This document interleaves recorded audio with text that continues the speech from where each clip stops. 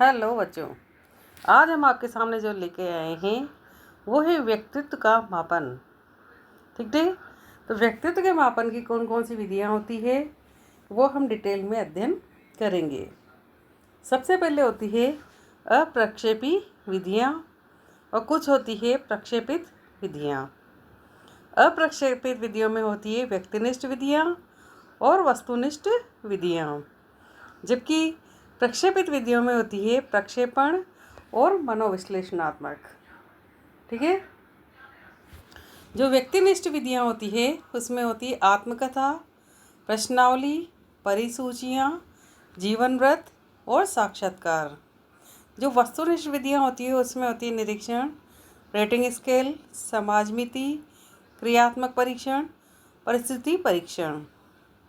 ठीक है, और प्रक्षेपित विधियों में जिसमें प्रक्षेपण और मनोविश्लेषणात्मक होता है, तो प्रक्षेपण में आती है टीएटी, सीएटी, रोजाशाही दब्बा, वाक्य पूर्ति, कहानी पूर्ति, नाटक विधि। ठीक है, और मनोविश्लेषणात्मक में आती है शब्द साहचर्य, स्वतंत्र साहचर्य और स्वप्न विश्लेषण। ठीक है, कौन कौन सी है व्यक्तिनिष्ठ विधियों का सबसे पहले अध्ययन करते हैं अपन। आत्मकथा, प्रश्नावली, परिसूचियाँ, जीवन व्रत और साक्षात्कार के बारे में स्टार्ट करते हैं। ठीक है, तो सबसे पहले आती है व्यक्तिनिष्ठ विधियाँ, जैसे कि मैंने आपको बताया है। स्टार्ट करते हैं। नंबर 1, आत्मकथा विधि। जैसे परिचित हो रहा है, शब्द से परिचित होता है। व्यक्तिनिष्ठ विधियाँ व्यक्ति की स्वयं की, है ना, व्यक्ति से रिलेटेड, उसकी आत्मा से रिलेटेड, उसके मन से रिलेटेड जो विधियाँ होती है वो व्यक्तिनिष्ठ विधियाँ कहलाती है। उसमें सबसे पहली आत्मकथा विधि जिसे हम पढ़ते हैं। इस विधि में प्रायोज्य को निर्धारित शीर्षकों के अंतर्गत अपने जीवन की कथा को लिखने के लिए कहा जाता है। क्या कहा जाता है कि व्यक्ति स्वयं अपने जीवन की कथा लिखे और उसे पढ़कर उसके व्यक्तित्व का निर्धारण किया जाता है। उसे जो व्यक्ति पढ़ेगा वो उसकी जीवन की कथा को पढ़ के उसके व्यक्तित्व का निर्धारण करेगा कि व्यक्ति कैसा है।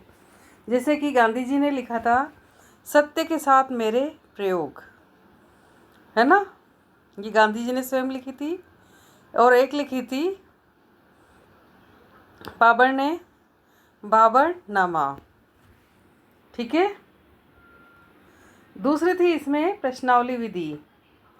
इस विधि में प्रश्नों के उत्तर प्राप्त कर व्यक्ति के अधिगम, आदत, स्वभाव, रुचि, अभिवृत्ति, अभियोगिता को निर्धारण किया जाता है और इन उत्तरों से व्यक्तित्व का मापन किया जाता है।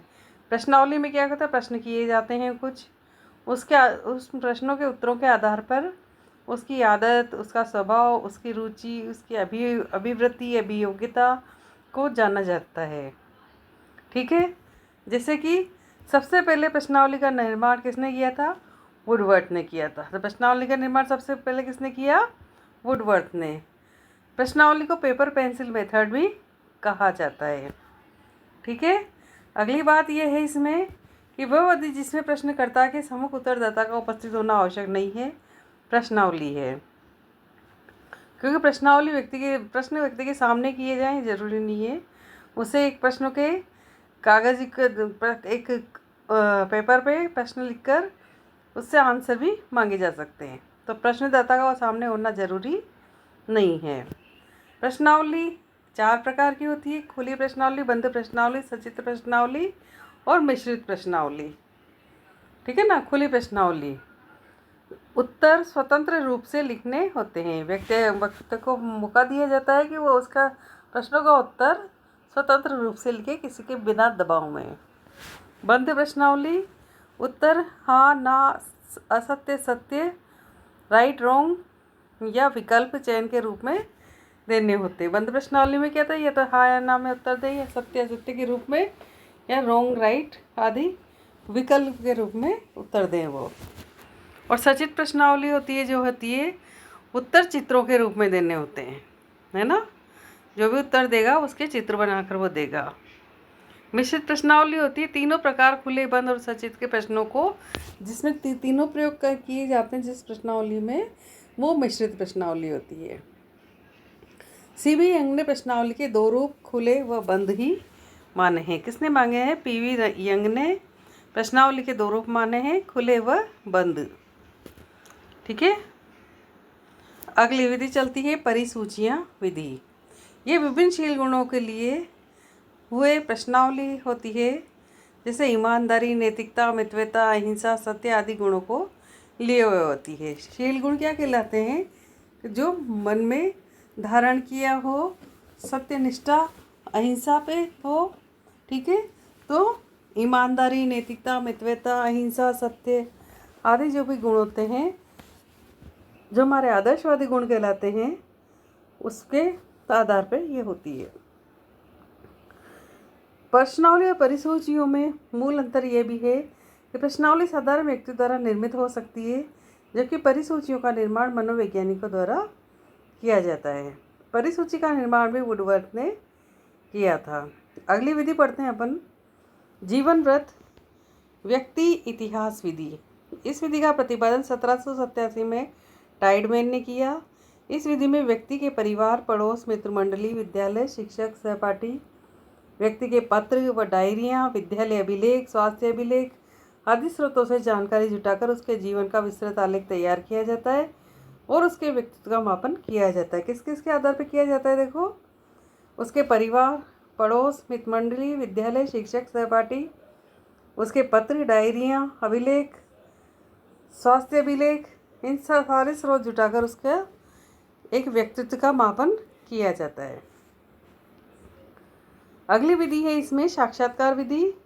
दो या दो से अधिक व्यक्तियों के मध्य क्रिया की जाने वाला उद्देश्यपूर्ण वार्तालाप साक्षात्कार है।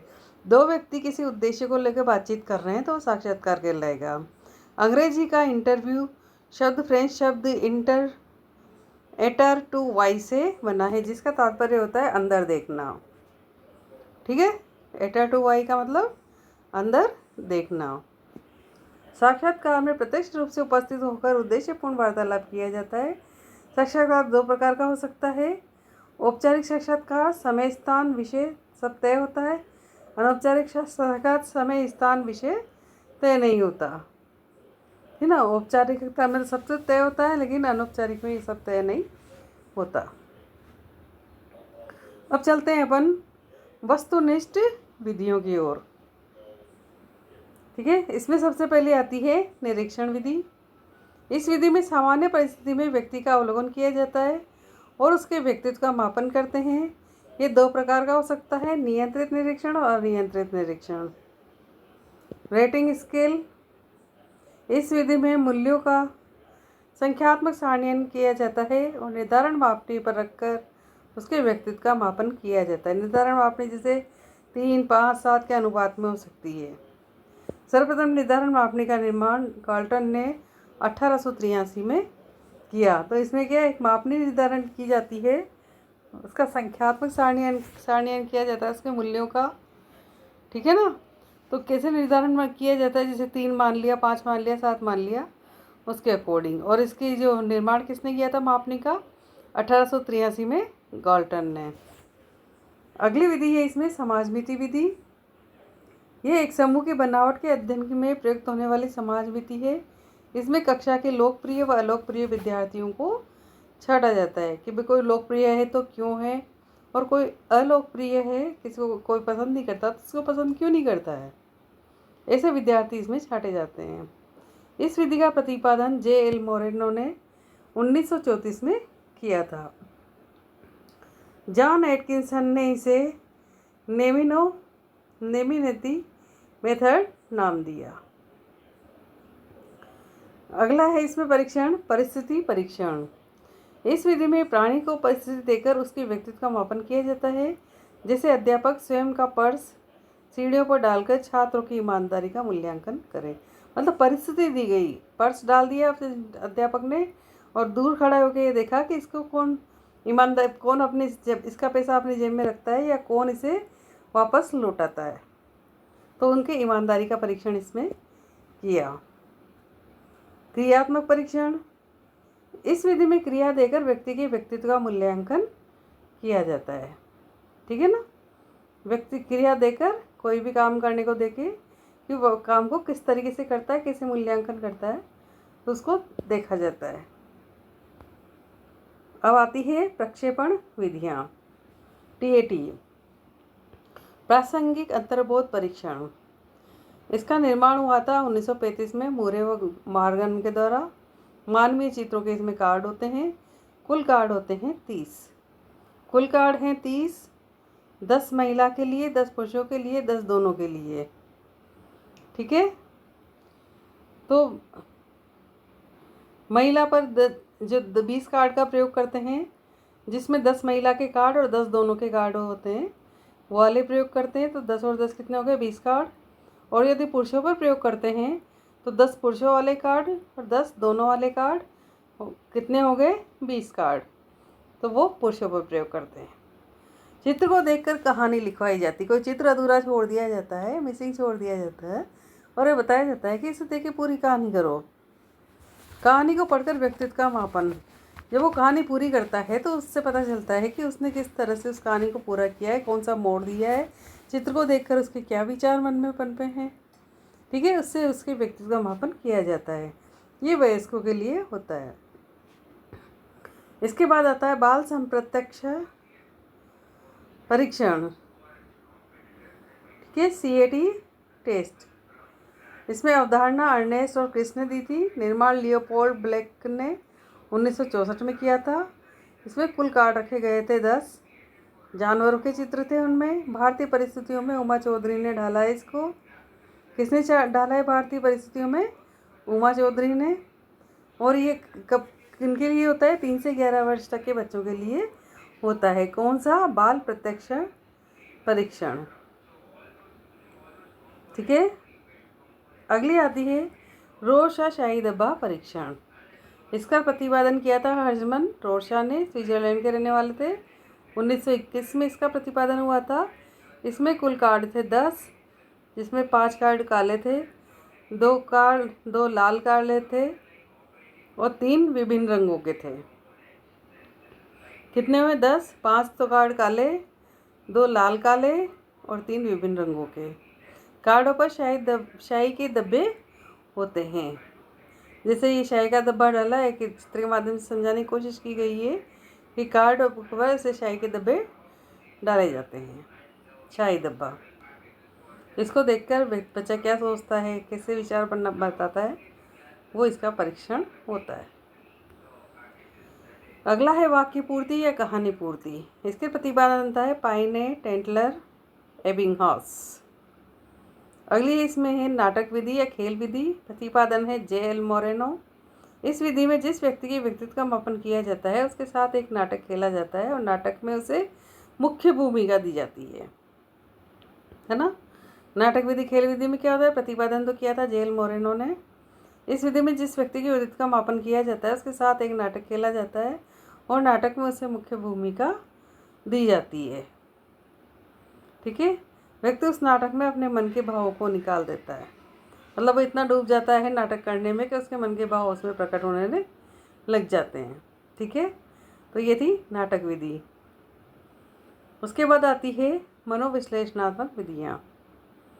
इसमें सबसे पहली है शब्द साहचर्य, स्वतंत्र साहचर्य या मुक्त साहचर्य विधि। कोई सा भी एक नाम इसको बोल सकते हैं।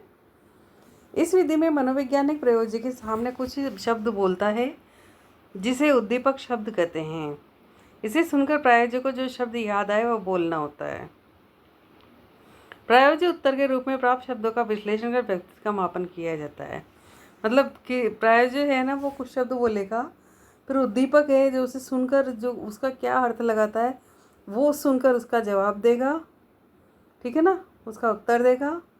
और उनका फिर कौन विश्लेषण करेगा? जो प्रायोज्य है, जिसने जो ये ले रहा है, टेस्ट ले रहा है, जो ये इस विधि का परीक्षण कर रहा है, वो उसके व्यक्ति से जो उसे उत्तर प्राप्त हो रहा है कि शब्दों का, उसका विश्लेषण किया जाता है। उद्दीपक शब्द होते हैं 50 से 100 तक हो सकते हैं। स्वप्न विश्लेषण विधि। इस विधि में प्रायोज्य को अपने स्वप्न का वर्णन करने को कहा जाता है और मनोवैज्ञानिक उस वर्णित स्वप्न का विश्लेषण कर उसे व्यक्तित्व का पता लगाता है। इसमें क्या है कि उसको क्या स्वप्न आया, उसने सपनों को किस तरीके से लिया, तो उसके व्यक्तित्व, उसके सपनों का पता लगाया जाता है और उसका विश्लेषण किया जाता है। तो मुझे उम्मीद है आपको ये सब समझ में आ गया होगा। हम अगला चैप्टर अगली जानकारी लेके आपके सामने फिर आएंगे। तब तक के लिए हमारे चैनल को लाइक शेयर सब्सक्राइब करें। धन्यवाद। जय हिंद, जय भारत।